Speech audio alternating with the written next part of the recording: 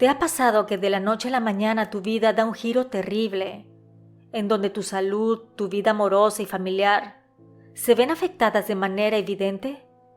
Pues este video ha llegado a ti por gracia divina, así que escúchalo. Estoy segura que te dejará un aprendizaje. Gracias de antemano a la suscriptora por la confianza. Ya no hay vuelta atrás, has entrado a mi casa. Así que ponte cómodo y cierra los ojos. Y vivamos juntos con el miedo.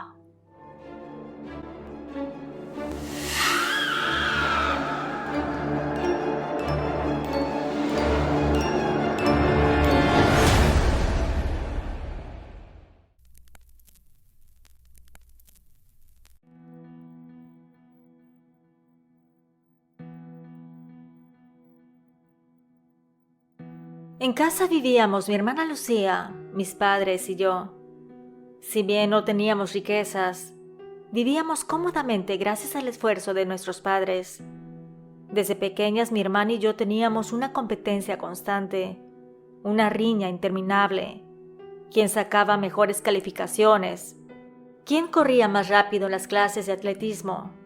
¿Quién ayudaba más en casa? Y mil cosas más. Si bien yo no era perfecta en todo, siempre le ponía mucho ímpetu a mis actividades. Con el tiempo las diferencias entre nosotras se hicieron más notables. Mientras yo continuaba esforzándome en mis estudios y actividades, Lucía desgraciadamente probó el cigarro y el alcohol. A la corta edad de 16 años a veces llegaba ebria a casa, y mis padres la reprendían constantemente. A pesar de los esfuerzos de mis papás por corregir su comportamiento, la brecha entre Lucía y el resto de la familia se fue ampliando. Ella se volvió simplemente la oveja negra de la familia, y a mí me dolía mucho eso, sobre todo porque éramos gemelas. Apuesto a que eso no lo veías venir. Ella empezó a tener novios diferentes, se escapaba por las noches de la casa y hasta faltaba a clases. Realmente se estaba volviendo mala cabeza y mis padres no sabían qué hacer con esta situación. Crecimos y cuando por fin cumplimos 18 años de edad, ella decidió irse de la casa. Se había puesto de novia de un chico trotamundos, de esos muchachos que hacen malabares y trabajitos para mantenerse, teniendo libertad de irse a diferentes ciudades. Así que ella también se volvió una chica aventurera.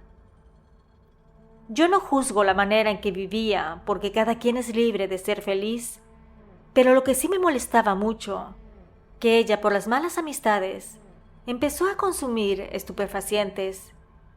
Después de que mi hermana se fue, la casa se sintió extrañamente vacía y tensa.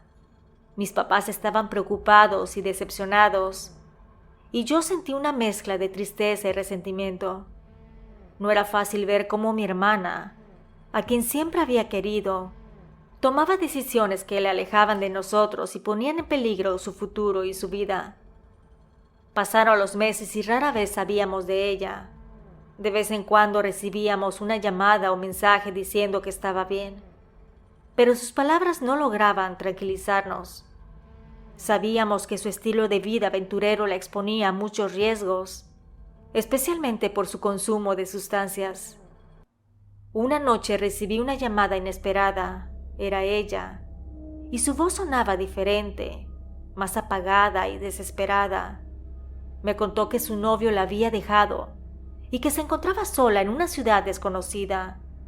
No sabía a quién recurrir y que sentía que había tocado fondo. Sin pensarlo 2 veces decidí ir a buscarla. A pesar de todo lo que había pasado, seguía siendo mi hermana y no podía dejarla sola en ese estado.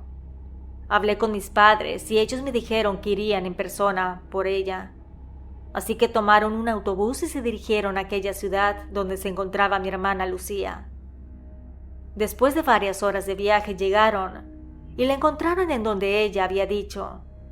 Durmieron esa noche en esa ciudad y posteriormente al día siguiente regresaron a la Ciudad de México, lugar donde vivimos al día de hoy. Cuando mi hermana gemela llegó, su apariencia me rompió el corazón. Estaba más delgada y parecía mucho mayor de lo que era. Sus ojos, antes llenos de vida, ahora estaban opacos y cansados.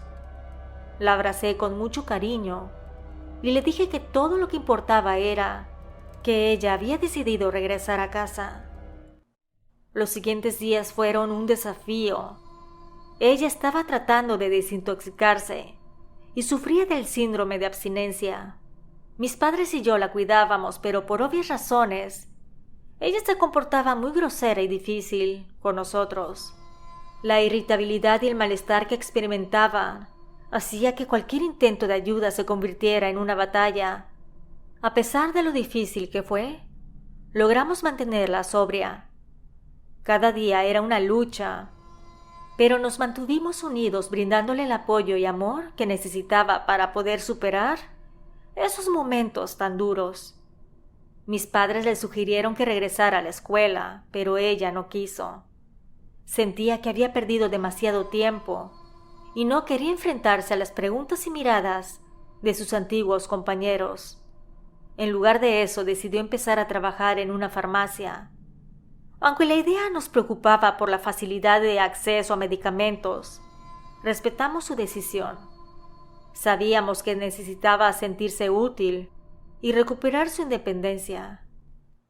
El trabajo en la farmacia resultó ser un paso positivo para Lucía. A pesar de nuestros temores iniciales, demostró ser responsable y comprometida con su recuperación.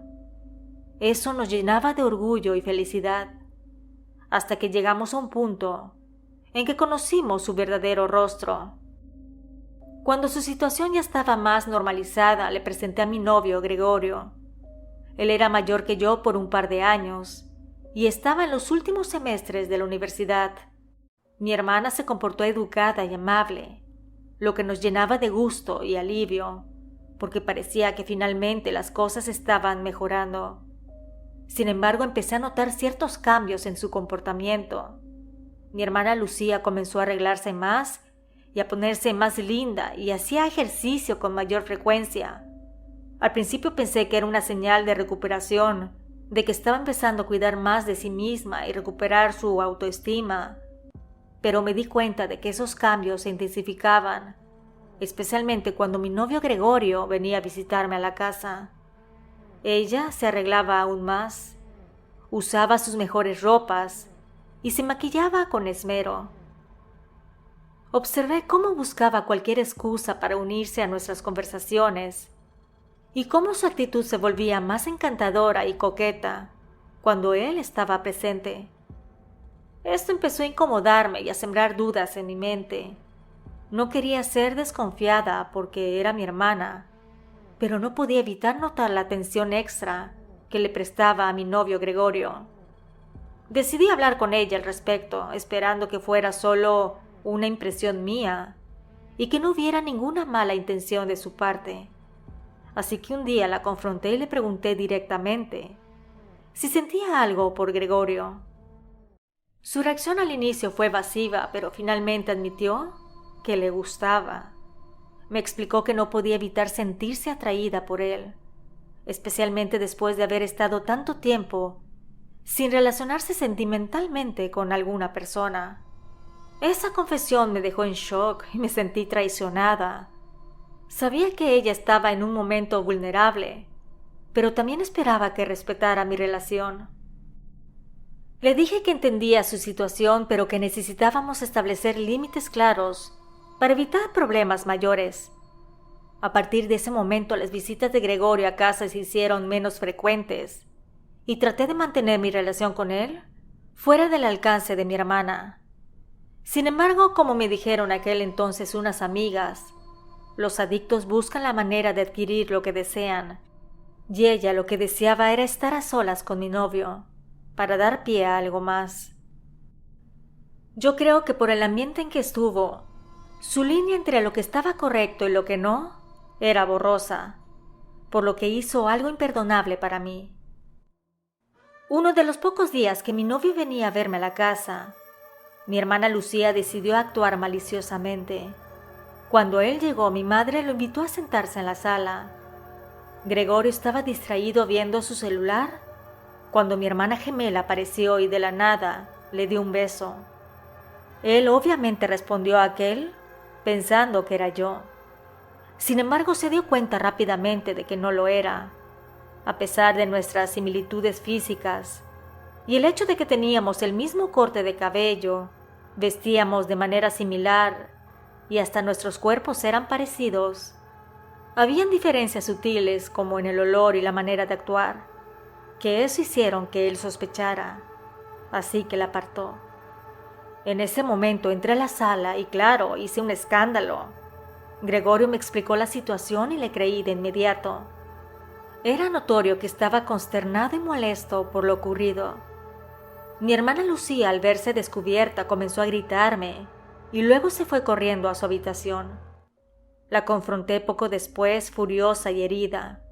Le grité que no podía creer que hubiera cruzado esa línea y le pregunté qué estaba pensando. Ella, entre lágrimas y gritos, no supo qué responder. Solo dijo que había actuado impulsivamente y que no sabía cómo controlar esos sentimientos. Mis padres, al escuchar el alboroto, también intervinieron. La situación se volvió muy tensa. Mis papás, tratando de mantener la calma, hablaron con ella y trataron de entender lo que había pasado. Yo, por mi parte, me quedé con Gregorio en la sala, tratando de asimilar lo que estaba pasando. Aunque la situación con mi hermana me dolió profundamente, entendí que necesitaba ayuda más que nunca.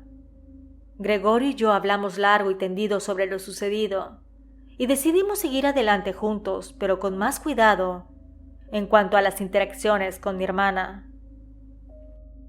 La relación con Lucía se volvió distante por un tiempo. Aunque seguíamos viviendo bajo el mismo techo, la confianza estaba rota y necesitábamos espacio para sanar. Un día de la nada mi hermana me trajo un plato de comida. Lo acepté pensando que era una ofrenda de paz, así que lo comí con gusto. Poco tiempo después empecé a tener muchos problemas con mi novio. Discutíamos por todo, tanto por teléfono como cuando estábamos en persona, al grado de querer separarnos durante algún tiempo, y simultáneamente comencé a sentirme extraña. Primero fue una ligera comezón en las manos, luego un dolor en el cuerpo como si me hubieran golpeado, y para colmo insomnio por las noches. Mi madre me llevó al médico pensando que quizá tenía dengue, una enfermedad común en nuestro país. Sin embargo, el doctor me miró con preocupación y me dijo que los síntomas que describía no coincidían del todo con el dengue. El dolor de cuerpo intenso, la comezón en las manos y el insomnio eran, según él, señales de algo más siniestro. «Esto parece brujería», me dijo con un tono de voz grave. Mi mamá y yo nos empezamos a reír porque jamás imaginamos escuchar de la boca de un médico que nos dijera aquello.